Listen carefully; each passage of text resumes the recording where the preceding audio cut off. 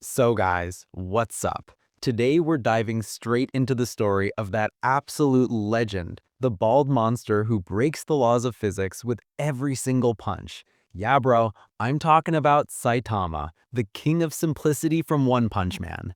And damn, season 3 starts off with pure chaos and heat. Last season ended with the Monster Association shaking the entire planet. Those crazy monsters even kidnapped the sponsor's son from the Hero Association and gave the heroes only 3 days to get him back. Now the story's moving in a direction where every second feels like suspense, action, and a little bit of emotional madness mixed together. Inside the Hero Association, a big serious meeting is happening. Everyone's tense because the Monster Association literally slapped them in the face. The discussion starts with Elder Centipede, that huge creepy monster Saitama destroyed with a single punch. But like always, the credit goes to King. Bro, that's the biggest joke of Saitama's life. He saves the entire city and people still go, "Wow, King did it again." Imagine if Saitama ever caught the fame virus. Bro, the whole world would need to go into quarantine mode. Anyway, the meeting shifts to Silverfang because he couldn't capture Garo. Everyone's scared now. If Garo keeps hunting heroes like this, then the future of the Hero Association is looking pitch dark. Things are so bad that they officially stop calling Garo a human. They say he's turned into a monster. And when a man becomes a monster, it means one thing: no more rules. The association declares him a dragon-level threat, which means if he's spotted again, it's full emergency mode. But not everyone agrees. Some heroes are like, come on, we've got S-class heroes. They'll handle it easily.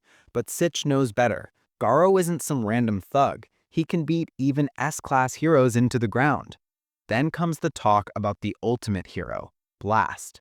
The moment his name drops, everyone's hope shoots up, but Sitch shuts it down, saying no one can order Blast around. He only acts on his own terms, and his identity is top secret.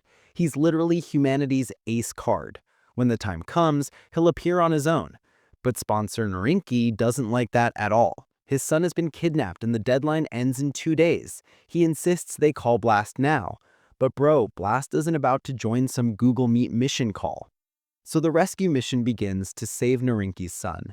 The commander is Sekingar, joined by Tornado, Pig God, and Super Alloy Darkshine. Tornado, as usual, is a short-tempered queen. She demands, "Where's the Monster Association's hideout?" But Child Emperor hasn't located it yet. Looking at Tornado's attitude, it feels like the moment she gets the coordinates, she'll blast that ghost town into space. But everyone stops her since Narinki's son is still there. Sekingar mentions that Drive Knight went alone to investigate, but now he's gone missing. Tornado loses patience and wants to attack right away, but Sekingard tells her to wait for the rest of the team. Then Atomic Samurai makes his badass entry with his squad. They're searching for the base in the mountains, looking way too chill for the situation. Suddenly, the top Class A hero, Mr. Handsome, enters and gets triggered. He's like, bro, this isn't a picnic. And boom, ego clash. That classic anime tension fills the air. Atomic stays calm, but Mr. Handsome starts dropping that "don't underestimate me" speech, saying he could be Class S anytime, he just doesn't feel like it. Honestly, bro, this dude sounds more like an influencer than a hero. Then we cut to the prison. Puri Puri prisoner gets released, but he doesn't even know why. The warden explains that some cat-like monster attacked the prison, killing a lot of people. Now Puri Puri needs to become a real hero. It's a surprisingly emotional scene. One of the inmates gives him a cute handmade sweater as he leaves. Prisoner literally blushes and says, "Oh, thank you, darling." Bro, only this man can turn a battle buildup into a romantic moment. Back to Child Emperor. He questions Metal Knight, asking why he won't reveal the location of the hideout. He knows Metal Knight must have found it already, but Metal Knight replies, "I'm not telling you because if you go there, not only the kid, but you all will die." Then he reveals that a monster named Orochi destroyed his body with a single attack. Bro, imagine that, a creature strong enough to crush Metal Knight effortlessly. He warns that the real danger isn't the Monster Association, but the mysterious forces waiting for humanity to fall apart from within. Meanwhile, Narenki gives his private security force some insane battlesuits. They literally look like mini Iron Men. But against the Monster Association, even they're small fries. We cut to Zombie Man investigating in City Z, while Blizzard heads to Saitama's place because her sister, Tornado, blew up her base. But she's not there to chill, she's there to discuss strategy. The moment she walks into Saitama's house, she's shocked. King, Genos, Silverfang, and Deathwing are all just chilling like nothing's happening outside. One's drinking tea, another's aiming. Blizzard snaps and shouts, "Are you guys serious? There's a war outside and you're relaxing here." But Saitama, as usual, is in his own world. He's lying down lazily. Genos calmly explains that they just fought a big battle and are resting to recover for the next one. Blizzard looks around. Everyone's bruised and exhausted except Saitama, not a single scratch on him. She starts thinking maybe Saitama's hiding fear deep inside, but when she asks, Saitama with his blank expression goes, "Nah, just feeling a little lazy." Bro, this man is literally the definition of chill. Blizzard gets pissed and demands a strategy meeting, but soon realizes everyone's transmitters are broken. They have no clue what's happening at HQ. She explains that the fight with the Monster Association is about to explode and only she and Saitama can move now since everyone else is injured. King's already planning to run away. Blizzard tries to motivate Saitama, saying if B-class heroes help now, their image will improve. But Saitama couldn't care less about PR, he's only worried about grocery discounts. He casually puts on his suit and says, "I'll grab some veggies, maybe beat up Garo on the way." Bro, who does that?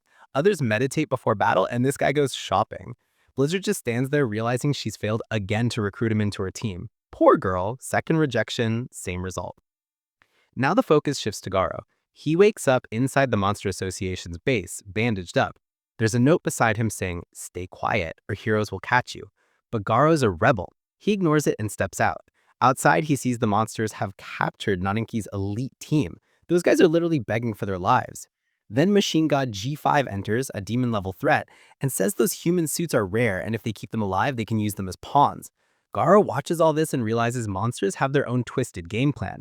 G5 is linked to some secret organization but won't say which one. Gyoro decides to control the suited humans. Then a monster named Das uses her whip to brainwash them. Garo is called to the front and Orochi himself appears. Gyoro tells him, "We're looking for a leader who hates heroes. You're the perfect candidate." But Orochi puts one condition. "If you're truly a monster, bring me a head in a day." Garo confidently claims he already killed Silverfang. But then Phoenix Man interrupts and says Silverfang's still alive. Garo's blood starts boiling and storms out in rage. Gyoro quietly sends two demon-level monsters to follow him. Meanwhile, Speedo's Sonic subplot continues. He had eaten monster cells, but his stomach went nuts. Now that he's recovered, he swears revenge on Saitama. Bro, imagine this guy fighting through literal diarrhea for vengeance. And that's where the episode ends. The suspense is real. Whose head will Garo bring back? When will Saitama step in? And what's Blast gonna do?